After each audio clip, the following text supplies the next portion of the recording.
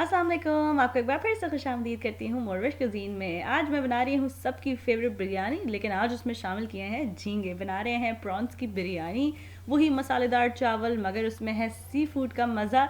और आजकल के मौसम में तो सी फूड वैसे भी बहुत इंजॉय किया जाता है। तो चलिए जल्दी से देखते हैं कि इस मज़ेदार मसालेदार बिरयानी के लिए हमें क्या क्या चीज़ें दरकार हैं।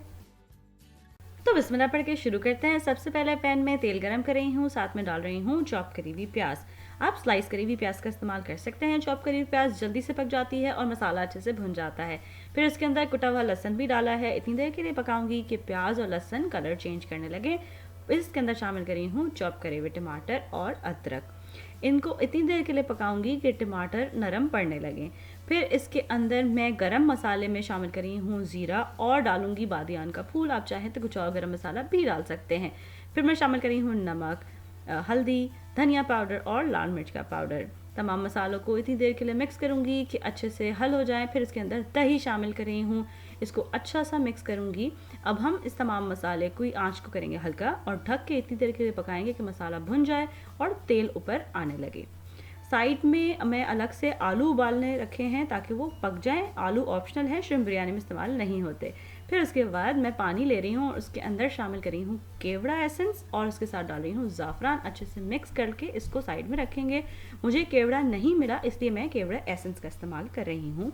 फिर उसके बाद अपना हरा मसाला तैयार कर रही हूँ। मेरे पास हरी मिर्चें हैं, हरा धनिया है और पुदीने के पत्ते हैं। हरी मिर्चों को इस तरह मैंने हल्का सा सिर्फ इसके अंदर कट लगाया है। आप चाहें तो इसको बीच में से दो करके भी डाल सकते हैं। और हरा धनिया और पुदीने को मैंने इस तरह मोटा मोटा काट लिया है। फिर श्रिम्प पे बात कर लेते हैं। हमारे यहाँ रिवाज है कि हम बड़े बड़े श्रिम्प्स को बहुत इंजॉय करते हैं, लेकिन चावल की डिश में अगर आप बिल्कुल छोटे साइज़ के श्रिम्प इस्तेमाल करेंगे तो वो बहुत ही मज़ेदार लगते हैं और उससे हमारे चावल बहुत अच्छे तैयार होते हैं। अलग से हम अपने चावल भी पका लेते हैं। उसके लिए मैंने पानी में डाला है ज़ीरा, काला ज़ीरा और तेज़ पत्ते और साथ में नमक शामिल कर रही हूँ। पानी में जैसे ही उबाल आया, जो पहले से मैंने तकरीबन आधे घंटे के लिए चावल भिगोए थे, वो इसके अंदर शामिल करें। और अब हम इनको इतनी देर पकाएंगे कि ये 3 कनी तक पक जाएं, यानी 3/4 पक जाएं। फिर इनको छान के हम साइड में रख लेंगे। इतनी देर में जो हमारा मसाला भुनने के लिए रखा था वो अच्छा सा भुन चुका है। आप देख सकते हैं तेल ऊपर आ गया है, टमाटर और दही सब भुन गया है।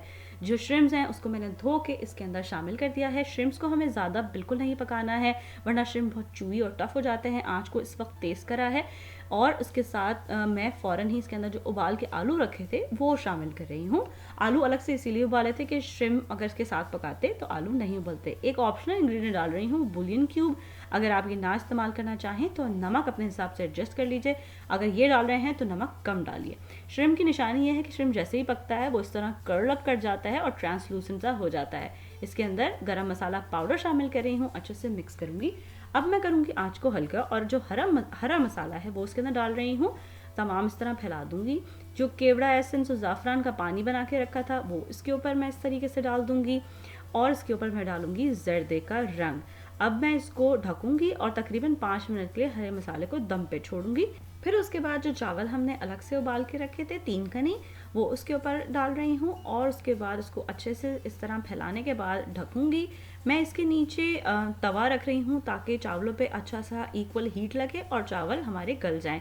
ढककर इतनी देर के लिए छोड़िए कि चावल कम्प्लीटली गल जाएं। तकरीबन 20 मिनट लगते हैं। मैंने बासमती चावल का इस्तेमाल किया है और फिर बहुत हल्के हाथ से इस तरीके से इस बिरयानी को कर लीजिए मिक्स। आप देख सकते हैं किस तरह खड़े खड़े चावल तैयार हुए हैं, बिल्कुल मुशी नहीं हुए और कम्प्लीटली गल भी चुके हैं। इस तरह ये मज़ेदार सी झींगे की बिरयानी हो गई ये तैयार। साथ में सलाद बनाइए, कचूमर बनाइए और रायते के साथ इस बिरयानी को एंजॉय कीजिए।